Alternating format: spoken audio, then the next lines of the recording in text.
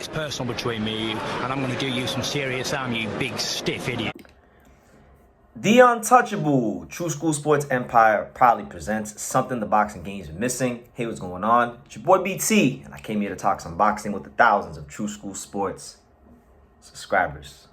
All right, so I've been waiting to get to this video for like about 2 weeks because this has been in my notes, so I'm really excited to get to it. You know, True School Sports is the home of boxing. We cover fighters, big names, mid-level names, and sometimes the no names, right? So in this video, we're going to talk about a guy that to most boxing fans, unless you're really deep into this, unless you really look at the rankings and you're really up in your boxing, you're not going to know a whole lot about this fighter. But I'm very familiar with him because this fighter, this Puerto Rican fighter, he's a guy that used to train down here in South Florida. He actually headlined a couple cards down here in South Florida at the Hard Rock back in like 2018, 2019 when he was signed with the Heavyweight Factory and Chris Lawrence and whatnot.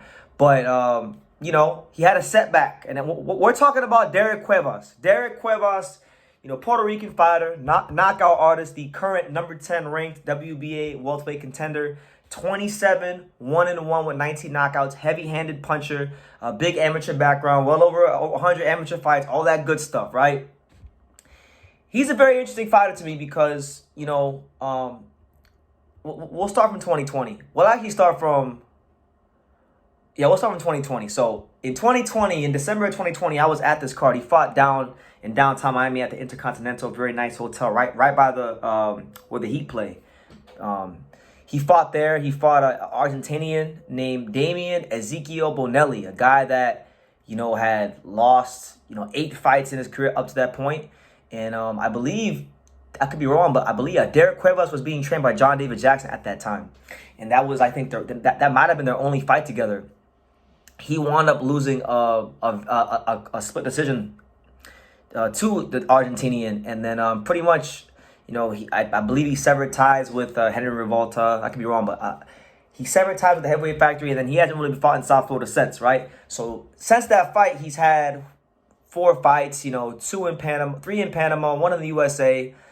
He's gotten 4 knockouts since his only loss of his career, and I won't lie to you. It hasn't been against big names like he beat a guy named Damian Rodriguez for the WBA Federal title, 13-1. Alberto Mosquera, 28, 5-2, and then Marlon Aguas, 14-1. They just fought about a week or so ago. So he's been doing what he needed to do, beating the guys that they're putting in front of him and beating them in spectacular fashion, showing that knockout power.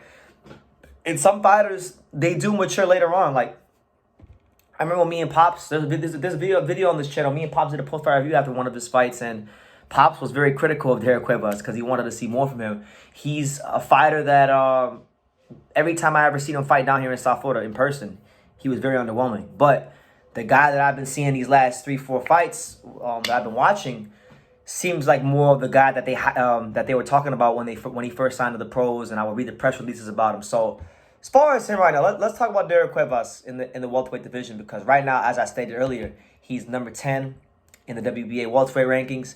He's I think he's going to be in line for some interesting fights. You know, I told Trayshawn Wiggins is the number 15 contender. I told Trayshawn Wiggins this is a fight that I would like to see. I think it'd be good for the division because I think Cuevas, looking at the guys he's been fighting, high guard fighters, not really fighters that move around a lot. I feel like Trayshawn Wiggins will present Cuevas a different challenge. So I mean, I would like to see that fight happen. I think that fight for Trayshawn Wiggins makes the most sense in the world. I think that's a guy he could beat, and I think that'd be a chance for Cuevas to show what he could do against that type of style. You know, because he's been looking good against a certain type of fighter. They've been moving him very well, and he's been delivering big knockouts. But apart from that, I mean, I think Cuevas versus someone like Jamal James, who's ranked at 8, or even like you know, Butayev, who's number 3. Butayev, we know he beat Jamal James a couple years ago. So like Jamal James, Butayev. If they were to somehow put together some sort of fight between Cuevas and Jin Sasaki, the big Japanese hard punching knockout artist, that would be just a fire fight. Them two right there. A lot of people don't know who Jin Sasaki or Derrieck Cuevas are, but those are 2 of the harder knockout artists, harder punching welterweights in the world. If they can make that fight happen, you know, that'd be a good fight. So there's definitely some options out there for Cuevas. But listen, he's not ranked in any other governing. He's ranked number 10 in the WBA, and he's ranked number 11 in the WBO. He's not ranked in the IBF, and he's not ranked in the WBC. So there's a lot of ways he could go. I mean, he's ranked in the WBO, which is a whole different crop of fighters. So, you know, he could probably fight Shakram Giyashov, who just beat Harold Calderon, who's from down here, in a very forgettable fight.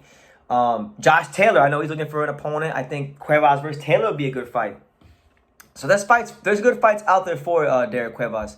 But I want to give him his due, because a lot of fighters, I mean, you gotta remember. I remember being there. I remember when he signed that deal. It was he did have a little bit of buzz in boxing for, you know, about a year or two, and they gave him main event fights down here in South Florida to show what he could do. Ultimately, he wound up not being able to show it and underwhelmed and didn't look anything like they were talked about. He didn't look like anything they advertised, and he wound up losing to a Argentinian journeyman / gatekeeper in Bonelli. So he's one of the welterweight stories that nobody's covering, because he hasn't really fought on any big cards. But a big fight has to become for Derrieck Cuevas in 2024. You know, the 4 fights I like to see for Cuevas, and then I'll end the video. I like to see him fight. Trayshawn Wiggins is my number 1 fight I want to see. I think him and Trayshawn Wiggins is one of the fights to make in the welterweight division for next year. I like that fight. I like the Jin Sasaki fight. I like Josh Taylor for Josh Taylor's welterweight debut. That'd be a good fight. I like the Jamal James fight. I like Butiev. So, you know, that's what it is. Just wanted to kind of touch on Derrieck Cuevas and really up my coverage of him, because I've been seeing he's been winning. I've been seeing he's ranked, and I think it's time to start paying attention to Cuevas. You know, he was down in the dumps for a couple years after the loss, but he's quietly been rebuilding himself. He's ranked, and he could be getting a big call in 2024. So I just wanted to bring that to your guys' attention and kind of think out loud here. So yeah, let me know what you guys think in the comments down below. Make sure you guys take the time to subscribe. And like I say in every single one of these videos, you can love me or you can hate me, but I'm just here from Damian. So until next time, take care, guys. Thank you for watching another video on the untouchable True School Sports Empire. For more great boxing content just like this video, click right here and make sure you subscribe. Much love from sunny South Florida.